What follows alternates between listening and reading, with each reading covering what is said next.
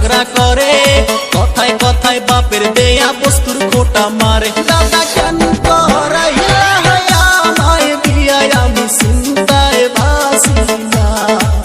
ও দাদা বিয়া না কইরা ভালোই ছিলাম, আমার টেনশন ছিল না। খালি নিজের ডাই কইলো, নিজের ডা মসমসা পর ডা উত্তা। দাদা হুনো, 4 মাস হইছে বিয়া হইছে, কাছে আসে নাই, আমার কাছে বসা একটু আদর করে নাই।